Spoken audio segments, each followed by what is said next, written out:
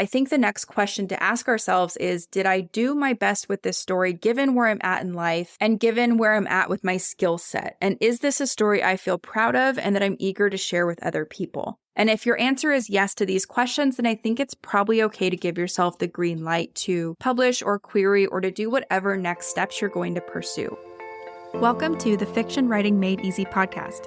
My name is Savannah Gilbo, and I'm here to help you write a story that works. I want to prove to you that writing a novel doesn't have to be overwhelming. So each week, I'll bring you a brand new episode with simple, actionable, and step-by-step strategies that you can implement in your writing right away. So whether you're brand new to writing or more of a seasoned author looking to improve your craft, this podcast is for you. So pick up a pen and let's get started. In today's episode, I'm taking you behind the scenes with me throughout my entire work week, and I'm going to share with you what I'm working on, what big projects I'm focused on right now, and basically anything that happens during the week, including any fun or interesting insights that come up as I work with other writers. I did an episode like this back in February of this year, and I got so much good feedback on the episode. I heard from so many listeners that this was one of their all-time favorite episodes, so I decided to do another one, and I'll probably do one about once a quarter from here on out. So thank you for all that feedback. Personally, I love doing these kind of episodes because I'm always curious to see how people set up their workday and what they're working on and how they choose what they're going to work on that week and things like that. So if you're curious to know what I do all day as an editor and a book coach, or what I focus on and how I navigate through my many, many action items, that's what today's episode is all about. But before we get into my Sunday update, I wanted to tell you that this is the 100th episode of the Fiction Writing Made Easy podcast, and that is just wild to me. I started this podcast back in 2019 kind of just on a whim, which sounds really odd to me in hindsight because I'm a big introvert. I'm an introvert through and through, and I would have never guessed that I would have a podcast about fiction writing someday. So it's just crazy to me to think that 100 episodes later, and at the time of this recording, we're at 1.5 million downloads and we have listeners all over the world. I mean, that is so crazy. It's so cool to me. And I'm so thrilled to see and hear how many of you like this podcast. I'm just beyond grateful for you. So thank you for all the reviews you've left every time you've ever downloaded an episode. Thank you for subscribing and following and sharing the Fiction Writing Made Easy podcast with other writers. You are the reason I keep showing up here every week. So thank you so much. Know that I really appreciate you, and I'm so glad you're here. So with all of that being said, and to avoid getting too mushy, let's go dive right into a Sunday night update.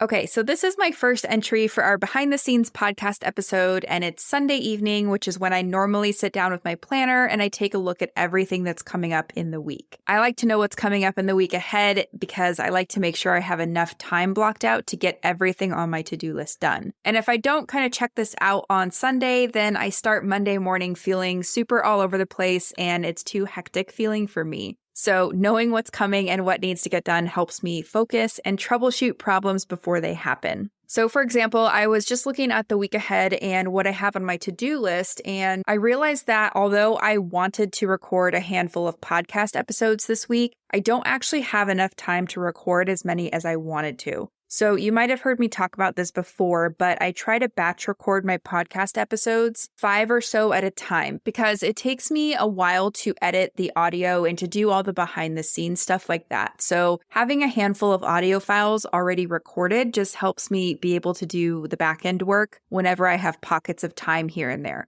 So on my to-do list, I wanted to record 5 episodes this week, but I just don't think I'm going to have that much time available because of other projects and commitments. So since it's Sunday and I haven't even started the work week yet, I can start to move things around, which in this case, I can either move recording all 5 episodes to the following week, or I can split the batch up and record 3 this week and 2 next, or vice versa. So that's what I'm going to do. I'm going to plan on recording 2 or 3 episodes this week because I will feel better having recorded some episodes rather than none. So anyway, that's just an example of why it makes me feel so much better to look at my schedule for the upcoming week on Sunday. Now, I do have a few big things to do this week, so I have to finish a manuscript evaluation for a client, and I feel pretty good about being able to do that. I'm having a final coaching call with one of my other clients who I've been working with for about 6 months. So she has a finished draft and is ready to move on to the next steps with or without me, and I'll talk about that more later in the week. Abigail and I have to finalize our presentation for our book club meeting on Thursday. So we're going to meet with about 50 or so writers and discuss Lessons in Chemistry by Bonnie Garmis. And we're both super excited about this meeting.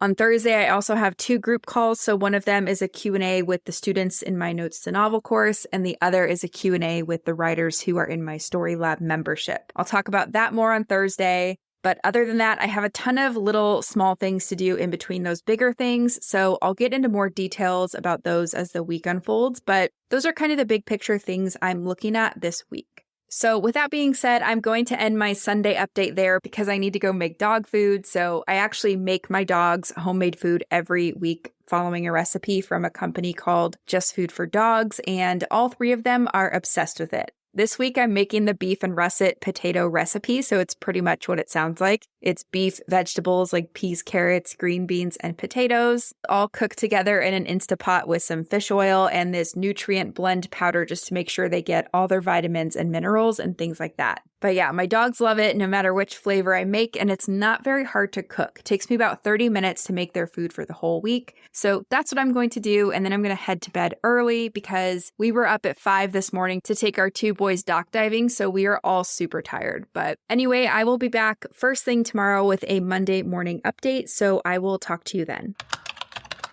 Good morning. It's bright and early Monday morning, and I'm here to update you on what I have coming up today. So for me, Mondays are days that I work on my business. Sometimes that looks like recording podcast episodes. Other times that looks like doing a bunch of admin type work. It just depends where I'm at for the month.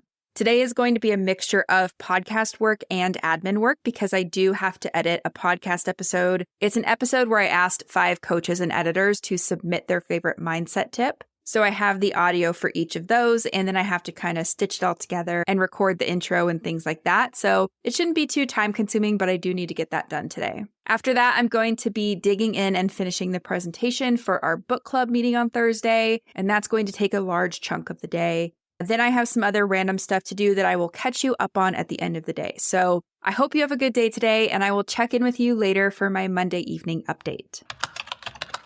Okay, I'm back and it's Monday evening now. I got that podcast episode edited and ready to publish to you all on Tuesday, so that's great. I also finished the book club presentation slide deck, so another big thing off the list. Abigail and I are going to meet sometime in the next 2 days, so tomorrow or Wednesday, to just go through it one last time before we go live on Thursday. So very excited about that and looking forward to the discussion. I also got a few other things done today that I needed to check off the list. So one of them was I filled out 2 speaker applications to basically pitch myself to 2 different conferences or summits that are coming up later in the year. And I love speaking at these events because A, I really like helping writers, obviously, and B, they're usually free for writers to attend, which I think is pretty cool. I mean, who doesn't love a free learning opportunity, right? So I filled out those 2 forms. I'm sure they get many speakers who apply, so we'll just see what happens with those. And then after that, I just went through my inbox and replied to a bunch of emails because Mondays are always busy inbox days. And speaking of my inbox, I got an email from a past client letting me know she's publishing another book, which is very exciting. So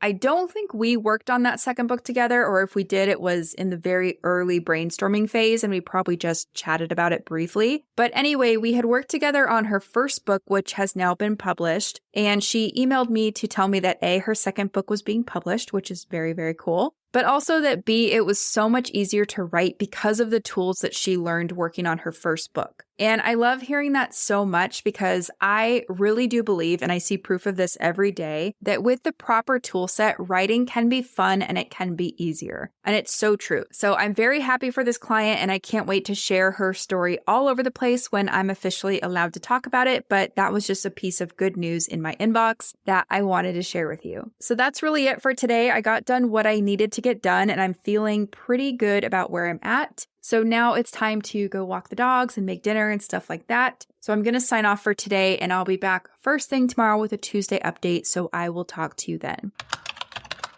Good morning. I'm here for a Tuesday update and this one's going to be quick because my Tuesdays are all about client work. So I have a few calls first thing this morning and then I'll be working through pages for some other clients, giving them feedback and things like that. So that's what I'm going to do today, and I have to jump off right now to go get on a client call, so I will be back later this afternoon with another update. Okay, so it's Tuesday evening now, and I got all my client work done, so that's good. I had 2 calls, and then I had to go through a handful of pages and give other writers some feedback and things like that. So all of that went well, and there are 2 other things I wanted to tell you about that happened today. So first, one of my clients got an excellent write-up in Publishers Weekly, and I wanted to read you some of that. So this author's name is Jamie Varon, and she was on the podcast a few weeks ago. It's episode number 91, and I'll link to that episode in the show notes if you want to check it out. And her book is called Main Character Energy. So the write-up in Publishers Weekly describes her book, and then it says, Varon crafts fully realized protagonists whose authorial ambitions and frustrations will resonate with bookish readers. The plot takes many satisfying turns, and the beautiful French backdrop will appeal to armchair travelers. Varon has a promising career in fiction in front of her. So how cool is that? Jamie, if you're listening to this, big congratulations to you. You deserve every bit of goodness that's coming your way about this book. And I loved that they called your book a sparkling debut. That is so cool. And I love, love, love getting updates like this in my inbox. And of course, I had to share that with you guys today. Now, something else that happened today that I wasn't sure if I was going to share with you, but then after thinking about it and sitting with it for a while, I decided it would be a good thing to share. So long story short, I have a client right now who is really mad at me. I read their first draft and I had to basically tell this person that their story didn't work for various reasons. Now, interestingly enough, the plot of this person's story does work. So there's an external change in the story from start to finish, and things made sense on the surface, which I know is sometimes half the battle, right?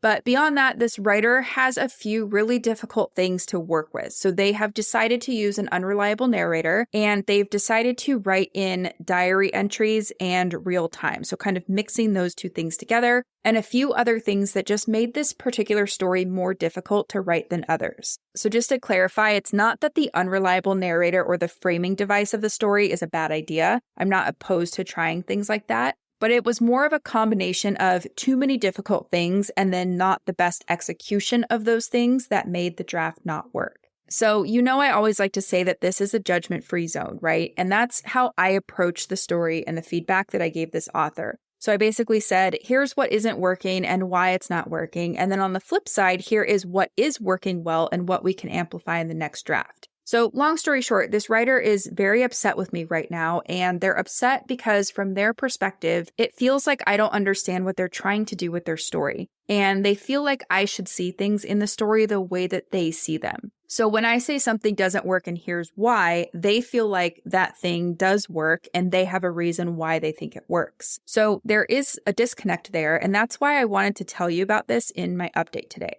Because here's the thing. It's not like one of us is right and the other one is wrong. So I'm not going to tell this writer that they can't do what they want in their story. So for example, I'm not saying don't use an unreliable narrator. But my job as their editor is to support them and help them get the story they want to tell on the page. So if what they have written isn't translating, it's my job to highlight that for them. And I'm bringing this up because this type of disconnect between writer and editor does happen. And when it does, it's very hard for both parties because, of course, nobody likes to feel misunderstood, and no writer likes to feel like maybe their editor isn't a great partner or whatever those feelings are that come up. They're all very hard to feel when the feedback says something doesn't work.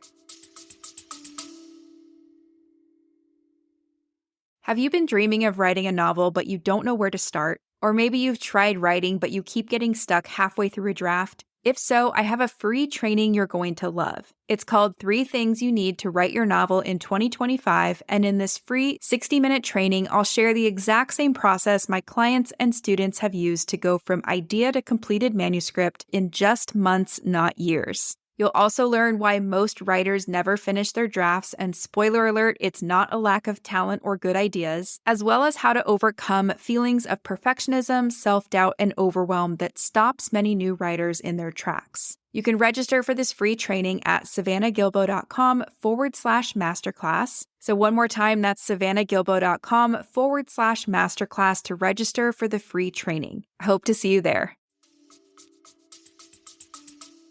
But what is really great about this writer is that they're brave enough to share their feelings in a respectful way. So I can tell that they are upset and unhappy because they're communicating their feelings and doing so in a respectful way. And because of that, we can start troubleshooting and digging in to find the root cause of the problem. And I think that's what I want to highlight today more than anything, is that when you're looking for someone to work with, whether it's a beta reader, an editor, or even an agent, you're not always going to agree on everything or see eye to eye. And that person might have to tell you something that you don't like or vice versa. But what's important is that you keep that line of communication open and realize that it's not really about you or about them. So, of course, it's personal because it's your story, and that is a very personal thing that you worked hard on. But it's not about you as an individual or your editor or your agent as an individual. So I guess what I'm saying is don't be afraid to have these kind of hard conversations or to share your feelings, because in most cases, your editor or your agent or whoever you need to have this conversation with, in most cases, they're going to want your story to work out just as much as you do. And yes, it's going to be uncomfortable for you both. It's super hard for me to have a writer I'm working with feel upset and frustrated with me. I'm a sensitive person, so it's very hard to feel like you're responsible for making someone feel that way. But at the same time, it is my job and my duty to give this person an honest assessment of their work.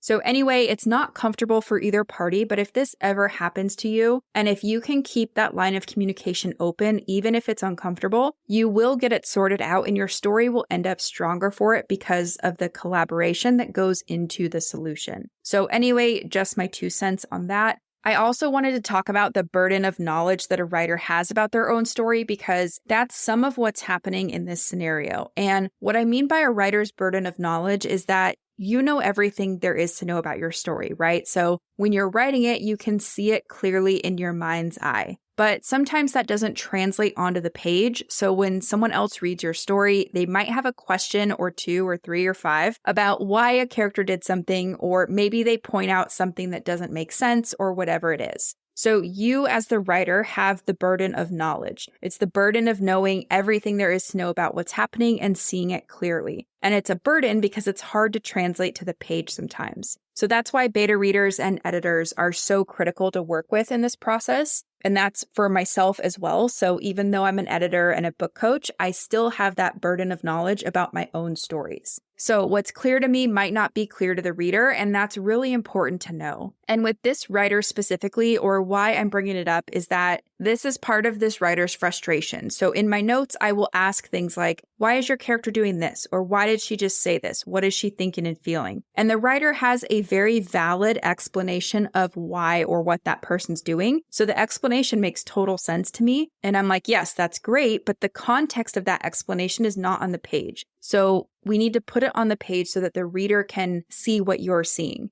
So I just wanted to tell you this as an example of what to keep an eye on in your own writing, and to encourage you to work with people who can help you see where what's in your head isn't quite making it onto the page. So like I mentioned earlier, one of the best things you can do is find yourself a partner who's, whether it's a beta reader, an editor, or a coach, or whoever that is, find someone that you can have these hard conversations with, because they probably will come up from time to time. And find someone who believes in your story, because that's kind of what it all comes down to. I really do think that this writer and I will find a solution. We will find our way out of this mess because we both really believe in the story that they're trying to tell. So anyway, just wanted to share that, and I hope it's helpful to some of you who are listening. Now, the last thing I wanted to share as an update for Tuesday is that I did record 2 podcast episodes today. So I didn't quite make it to 3, but that's okay. I'm going to go ahead and move that final one into next week, because I just don't think I'm going to have time to get that done the rest of the week, and that's okay. So recorded 2 podcast episodes today. I probably won't go back and edit them. I'll just do that at some point when I have little pockets of time. And yeah, overall, today was kind of a mixed bag, right? I got the good news this morning. I had some great client calls, then received an email from a writer who's super upset with me. So it was kind of a mixed bag, but it happens. Not every day is going to be all sunshine and rainbows, no matter how much we want it to be. So, just got to keep a positive outlook and keep doing the work. So with that being said, I'm going to go ahead and wrap up my Tuesday update, and I will be back first thing tomorrow with an update for Wednesday. So I will talk to you then.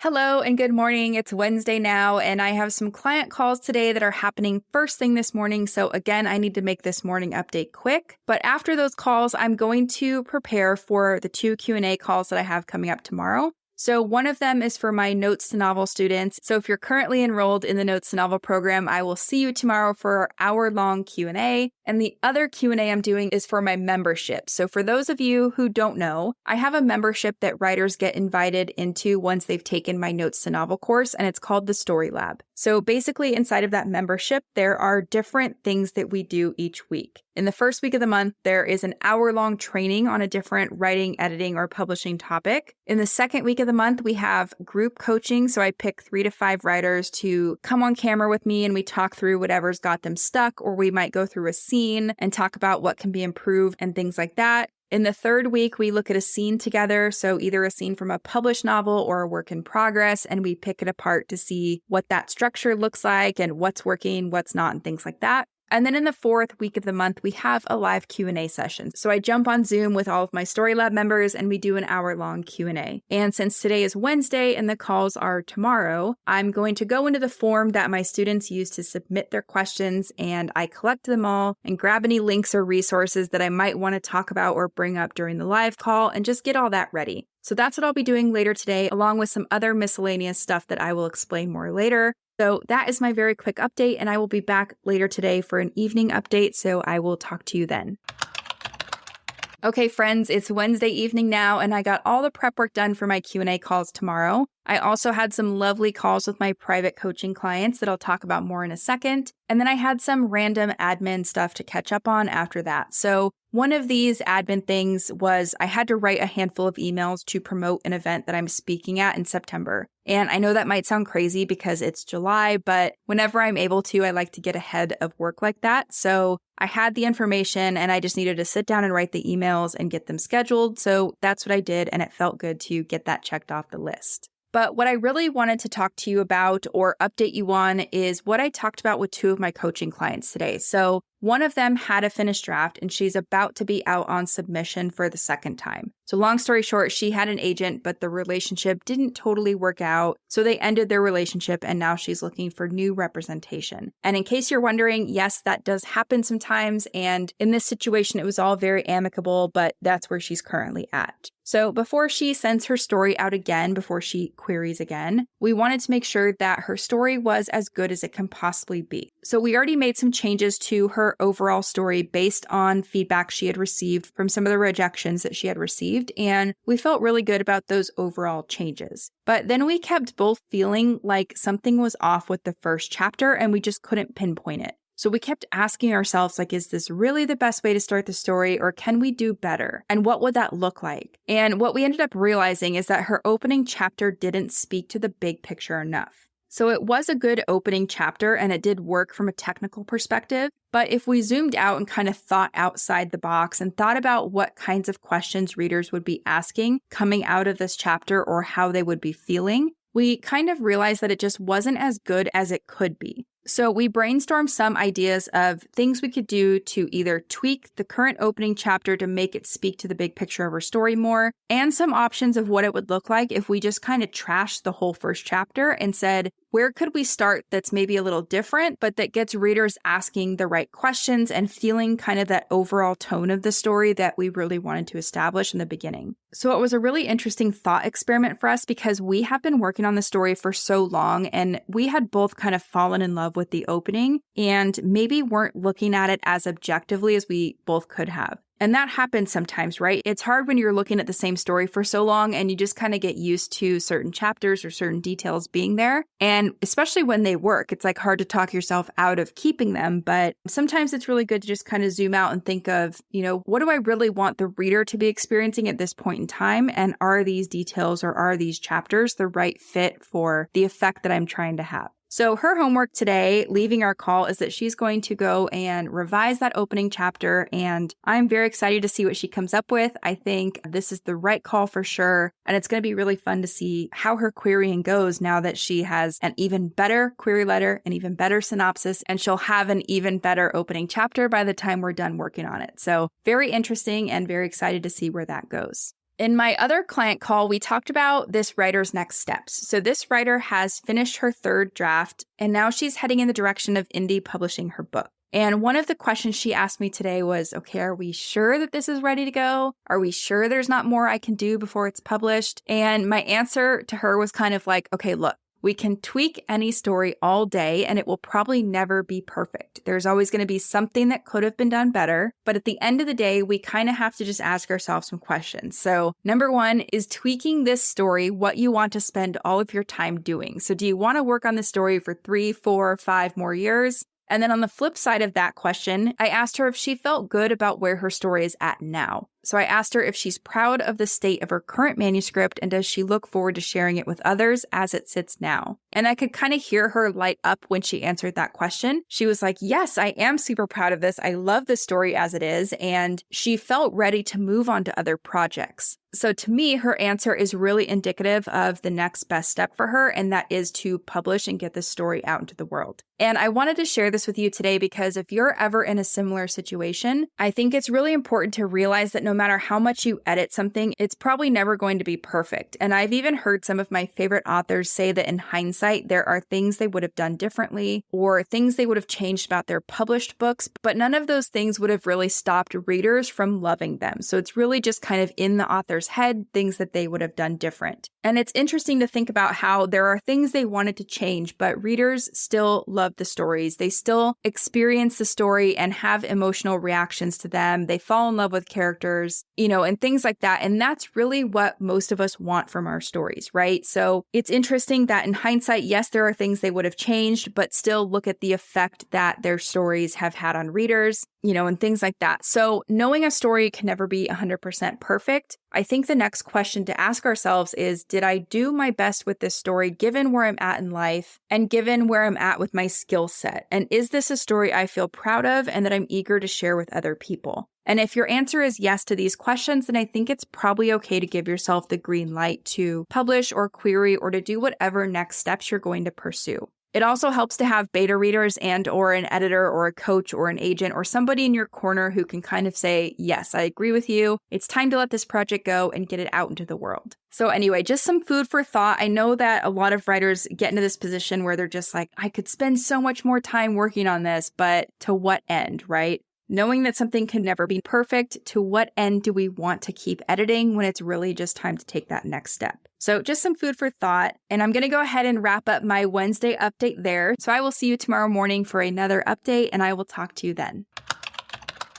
Good morning. It's now Thursday, and I'm really excited for what I have on the calendar today. So as I mentioned yesterday, I have 2 live Q&A sessions today, one for my Notes to Novel students and the other for my Story Lab members. And I'm really looking forward to these because I love seeing all of my students and I love hearing all of their updates about how their writing's going. And I love answering their questions or helping them brainstorm or get unstuck. It's all just so much fun, and this is why Thursdays tend to be my favorite day of the week. So I have 2 of those calls today, and then in between those calls, I'm going to catch up on some client work and wrap up that manuscript evaluation I talked about earlier in the week. And there's also some miscellaneous admin stuff I need to get done. So that's really all I have for you this morning. I'll be back later today to let you know how everything went. So I'll talk to you then.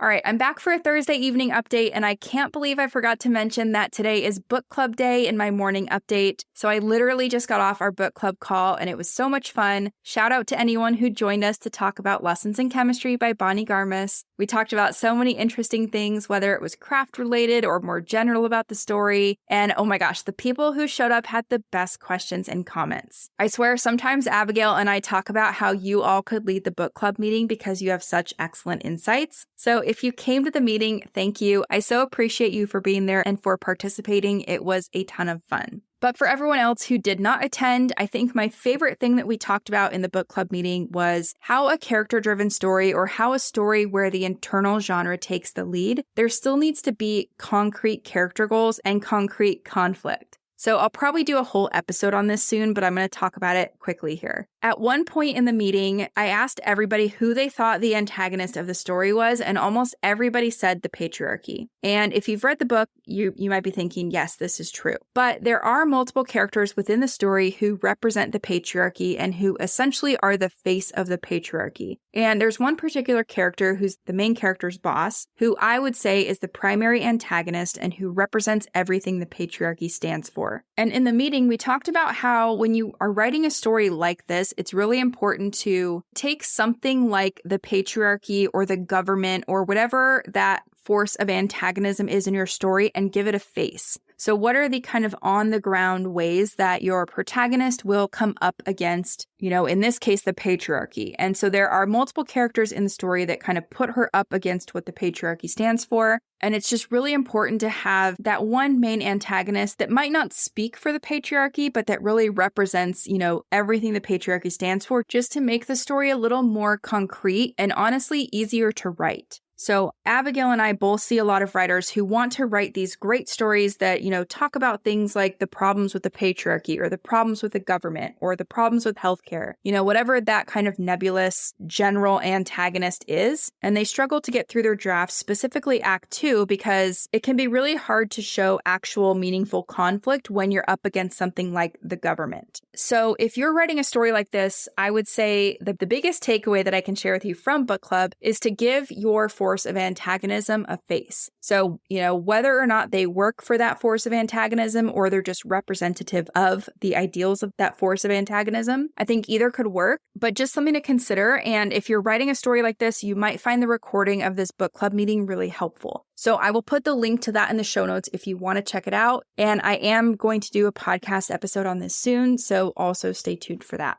Now, earlier I mentioned that I had 2 live Q&A calls today, and those both went really, really well. I love to see my students' stories develop in real time from week to week, and it's always so satisfying to watch as big aha moments happen, or when someone figures out a big plot hole or gets to the bottom of who a character is, or anything like that. It's just so cool. It gives me life. But anyway, the calls went great, and they were both really fun. One thing I wanted to tell you about is one of my students mentioned using ChatGPT to search for comp titles, and I think that's a really cool idea. So if you don't know what ChatGPT is, it's basically an AI chatbot. So you can type in something like, can you recommend novels published in the last 5 years that are similar in plot to Bridget Jones' Diary, or whatever you're looking for, and then it will spit out some suggestions. So not all the suggestions are perfect, but every now and then it comes up with something really cool and really usable. So I don't know, go check it out if that sounds fun. I thought it was a really neat way to use ChatGPT in a way that's helpful. So anyway, just wanted to mention that. And I think that's where I'm going to end my update for this evening. I'm going to go drink a bunch of water because I've done a lot of talking today. I don't know if you can hear it in my voice. I feel a little bit froggy. And then I'm going to take the dogs for a walk, and I'm going to get to bed early and start reading The Fourth Wing by Rebecca Yarros, which I'm very excited to start. So I will sign off for today, and I'll be back in the morning with another update, and I will talk to you then.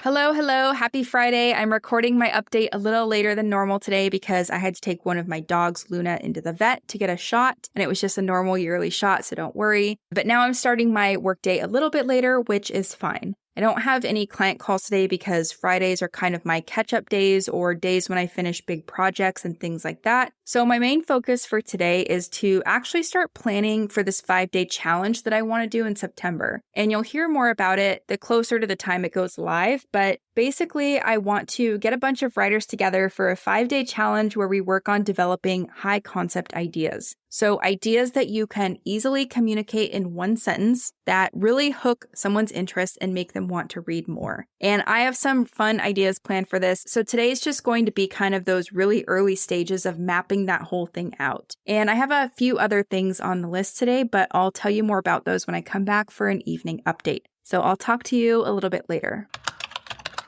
Okay, friends, I am back for a Friday evening update, and one of my clients just sent me a review she got from Book Life, which is the indie side of Publishers Weekly, and I want to read it to you because I'm super excited for her. So first of all, it gave her book 9 out of 10 ratings across the board, which is amazing. And then it says a whole bunch of flattering stuff in the review, but I really like this part where it says, while the topic of artificial intelligence is familiar territory for fiction, Lauer's work feels especially original, riveting, and timely. And I should mention this is Jennifer Lauer's book called The Girl in the Zoo. She was on a previous episode of this podcast. So that was episode number 85, and I will link to that in the show notes if you want to check it out. But I'm so proud of her, and this is such a great review that I just saw before coming on to record this update, so of course I had to share it with you. Now, I mentioned what I was going to work on earlier, so I talked about this 5-day challenge, and that's what I did work on planning out today. I don't have everything figured out yet, but I did a big brain dump of my ideas and I kind of put together a really rough project plan so that I know the gist of what I need to do, at least at this point. So, things are going to come up. It's going to keep developing and changing, but at least for now, I feel a little more organized. So yeah, keep an eye out for that sometime in September. It's going to be really fun. The other thing I did today was I had to send the Women's Fiction Writers Association some information because they do an auction every year and I donate some of my courses and or editing packages or coaching packages to their auction. So I had to send them some information so they could get everything set up on their end. And it's a very cool auction for a really good cause. So I'm very happy to be a part of it. If you're a member of the WFWA and if you haven't seen their auction yet, definitely keep an eye out for that later this year. There are some really cool things you can bid on. So got that done today. And then other than that, I just caught up on some emails and did some miscellaneous admin work just to get things wrapped up for the week. And I actually finished what I needed to do today early. So remember earlier in the week, I said I wanted to get 5 episodes for the podcast recorded, but I only got 2 done. Well, I could have recorded the other 3 today, but I decided to take my dogs to the park this afternoon instead, and that was super fun. And then I came home and started reading a client's new draft instead of recording episodes. So although I like to be organized and I like to kind of have, all these different things I'm going to accomplish, sometimes even if I have white space or free space where I can kind of maybe go back and let's say record those 3 podcast episodes. If I'm being honest, I'm just not in the mood to do that today. So I like to also give myself the freedom and the grace to kind of say, okay, if I'm not in the mood for that today, that's okay. It is going to get done next week. And of course, I'm always in the mood to take my dogs to the park. I mean, who isn't? That's super fun. But then I also felt like just kind of having some quiet time and reading. And I have to start reading a client's manuscript next week for an evaluation I'm doing for them. So I thought, I'll just get a head start on that and kind of have a quiet end to my Friday. So that's a really fun way for me to end the work week. I will end my Friday wrap up there. I'm not going to do a Saturday update, but I do want to tell you what I have planned for the weekend because I'm a dork and I'm excited about what we're doing. So we got an above the ground pool for my dogs. It's nothing fancy, but it's big enough for them to get in and do a few doggy paddles from end to end. I think it's about just under 15 feet long, so just big enough for them to, swim back and forth once or twice. But anyway, one of the legs broke and they haven't been able to use it for a few weeks because we haven't gone to get the replacement leg yet. So we're going to fix that for them this weekend so they can swim and it's going to be very hot. So I'm looking forward to letting them do that. And yes, I know I'm a total dog dork. I love my dogs and I love doing things that let them have fun. So that's what I'm doing this weekend and I'm actually excited. I'm also excited to dig back into the 4th wing because like I said earlier in the week, I just started it and I'm eager to keep reading and find out what's going to happen. So really excited about that. Now, one more thing I want to say before I wrap up is that last time I recorded an episode like this, I ended the week not getting everything done on my to-do list. But this week I did finish everything that needed to be finished, and that feels really good. So my to-do list is not empty by any means. It's like a mile long, but not everything had to get done this week. And I wanted to talk about this quickly because not working myself to death is actually kind of hard for me. I think it comes from my corporate days where there was never enough time to do anything and not enough people to do all the things either. But sometimes I feel like if I have an easy week or if I get things done, then I must have done something wrong or maybe I'm not doing enough. But this year I'm trying to be more conscious of this and trying to give myself white space and, trying to reassure myself that, okay, yeah, you did get everything on your to-do list done. That's a great thing. And, we all deserve a little bit of rest and a little bit of fun. So I don't know. I'm very curious. Let me know. DM me on Instagram if you understand the feeling I'm talking about or leave me a review because I'm just genuinely curious if you guys feel this way too, where sometimes it's like when you get everything done and you have some white space, or let's relate this to writing. So let's say you've created an outline or you've written a scene and you're like, dang, I'm kind of proud of that. And I think it works. And then you start second guessing yourself because you don't think it should be that easy or that fun. That's kind of how I feel about my business sometimes. Like if I get everything done, I second guess myself. And I know a lot of the writers I work with, they'll finish a scene or an outline and they'll second guess themselves. So I don't know. Maybe it's just human nature, but you let me know. Send me a DM on Instagram. I'm just at savannah.gilbo over there, and I'd love to hear from you. So that's it for today's episode. As always, thank you so much for tuning in and for showing your support. If you want to check out any of the links I mentioned in this episode, you can find them in the show notes listed in the description of each episode inside your podcast player or at savannahgilbo.com/podcast. If you're an Apple user, I'd really appreciate it if you took a few seconds to leave a rating and a review. Your ratings and reviews tell Apple that this is a podcast that's worth listening to. And in turn, your reviews will help this podcast get in front of more fiction writers just like you.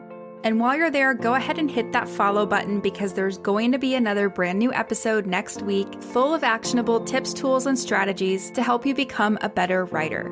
So I'll see you next week, and until then, happy writing.